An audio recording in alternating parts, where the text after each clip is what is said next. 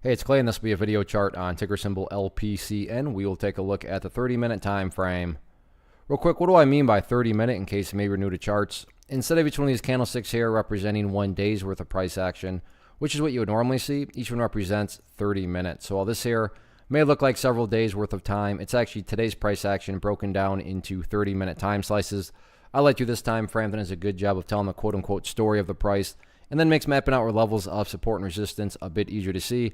I don't mean to state the obvious, but I will anyways. Crazy movement today, not only from a price action perspective, but you look down here at the volume, and by far the biggest volume this chart has had for quite a while. So a lot of eyeballs on this one. So let's map out some levels of support, and then we can talk areas of resistance. Now, overall, I'm not going to call this chart a total pump and dump, but it's getting pretty close to pump and dump status. What do I mean by that? Now, when I say pump and dump, I should clarify that I'm not saying that towards the company.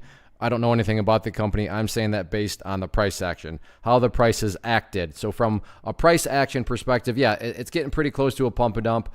But to me, the must-hold level is down here at the $1.70 mark. Why is the $1.70 so important?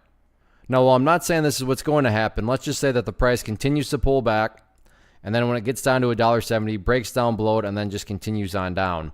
At that point in time, what would you have? You would literally have the price right back inside of that range that it broke out from. And not to insult your intelligence, but price movements that are actually truly powerful are not going to go back to where they were. They're going to make some sort of form of progress forward, right?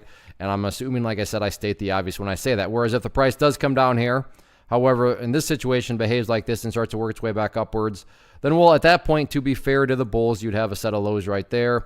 You'd have some lows down there, and yeah, if you picture those as stair steps, you would have stair steps progressing in the upwards direction. Now, I am well aware that if you're some sort of short-term day trader and you bought right there, or you bought right there, or you bought there, then yeah, you do not care about really any of this. So these comments are definitely being made from more so kind of a big picture point of view as far as, you know, is this chart actually bullish or bearish? Right now, you know, like I said, to be fair, the price does still have an opportunity to build a higher low. But that $1.70 mark is definitely the thin ice point, where if the price breaks below there and separates to the downside, as discussed, that implies the price is back to where it started, which would be the nail in the coffin in terms of this being a total pump and dump. So we'll see if the price can stay above $1.70 or not.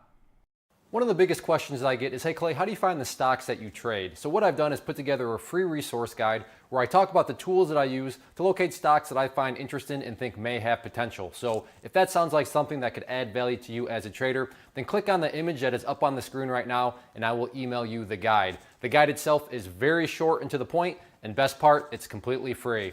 Thanks for watching the video. Let me know if you have any questions.